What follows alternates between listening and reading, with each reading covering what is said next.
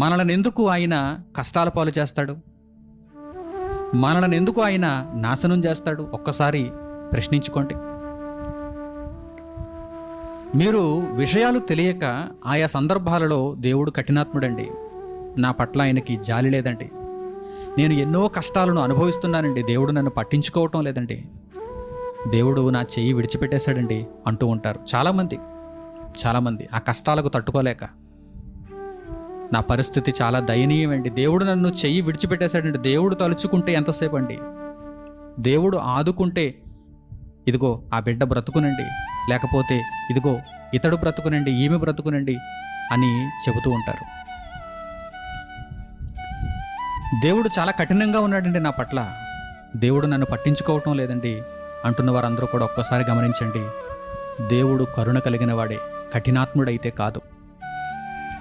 మరి ఆయా సందర్భాలలో మనకు కష్టాలు ఎందుకు కలుగుతున్నాయి?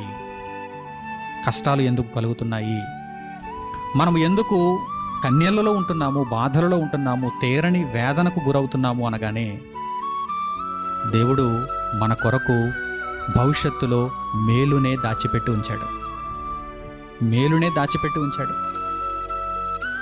కష్టములోనైనా, ఆపదలోనైనా, ఇబ్బందిలోనైనా మనము దేవుని చేయి విడవకూడదు, మనము దేవుని సన్నిధిని వెదగడం మానకూడదు, మనము దేవునిని ఆశ్రయించటం మానకూడదు.